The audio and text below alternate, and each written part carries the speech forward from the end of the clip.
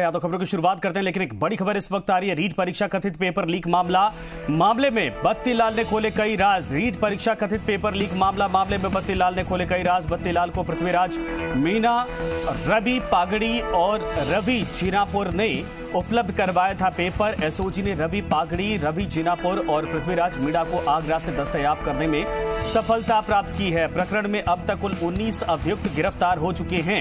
ये बड़ी खबर इस वक्त आ रही है। बत्तीलाल की गिरफ्तारी के बाद एक एक चीजें और गहराई से खुलती जा रही है। रीट परीक्षा कथित पेपर लीक मामले में आशुतोष हमारे साथ पूरी अपडेट के साथ है। आशुतोष, पूरी जानकारी क्या है इस पर अभी? देखिए, जैसा बताया आपने पहले कि इसमें जो मुख्य सूत्रधार है वो बत्तीलाल के तौर पे सामने आ रहा था, लेकिन जैसे जैसे जांच आगे बढ़ी और कड़ी से कड़ी जोड़ के देखा गया, बत्तीलाल को भी, क्योंकि लगातार सवाल ये उठा था कि 8:32 पे जब उसको पेपर प्राप्त हो गया ये कथित पेपर लीक, तो कहाँ से प्राप्त हुआ।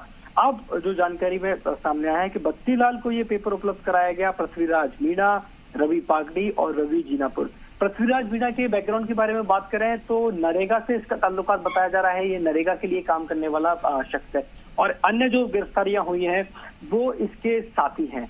लेकिन इस पूरे घटनाक्रम में 19 अभियुक्तगण भले ही गिरफ्तार हो गए हो, 19 आरोपी भले ही गिरफ्तार हो गए हो, जिनमें से जो बत्तीलाल है उसकी मुख्य गिरफ्तारी है। एक रूट सेट किया गया, पहले मध्य प्रदेश पहुंचा, उसके बाद में दिल्ली पहुंचा, फिर ऋषिकेश पहुंचा और आखिरकार में केदारनाथ पहुंचा। भगवान के दर्शन के लिए पहुंचा, सोचा था शायद खुद को बचाएगा, लेकिन एसओजी की टीम लगातार उसको ट्रैक कर रही थी, उसकी गिरफ्तारी हुई।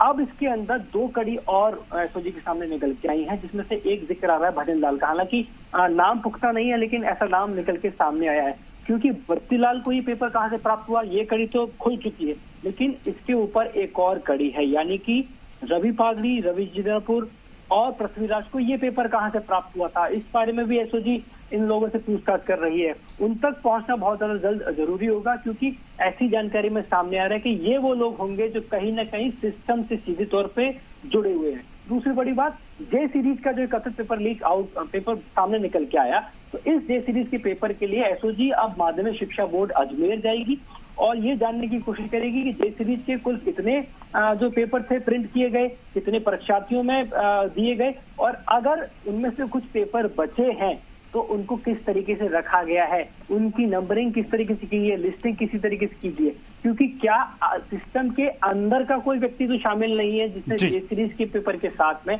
उसको लीक करने की कोशिश की हो। साथ में ही क्योंकि परीक्षा केंद्रों पर भी कोई ना कोई सवाल हो सकती थी, इसलिए जो संदिग्ध परीक्षा केंद्र है उस पर भी एसओजी जाएगी और किस तरीके से प्रोसेस वहां पे अपनाया गया था, उस प्रोसेस में कहीं कोई कमी खामी तो नहीं रह गई। इन तमाम तथ्यों को लेकर एसओजी अपनी जांच करेगी। बहरहाल बत्तीलाल की गिरफ्तारी है, उससे जो राज खुले हैं उसके एक एक करके पृथ्वीराज, रवि पागड़ी और रवि जीनापुर की गिरफ्तारी हुई है, लेकिन इनसे अहम गिरफ्तारी होगी उन व्यक्तियों की जो और ऊपर की कड़ी बताई जा रही है, जिनको सीधे तौर पर ये पेपर सिस्टम से या तो प्राप्त हुआ या वो खुद सिस्टम की व्यक्ति है। जी बिल्कुल सही आपने कहा। धन्यवाद इस पूरी तमाम जानकारी के लिए। तीनों की गिरफ्तारी हो चुकी है। बड़ा सवाल यह है कि आखिर इनको कहां से पेपर प्राप्त हुआ। ये जानकारी इनकी गिरफ्तारी के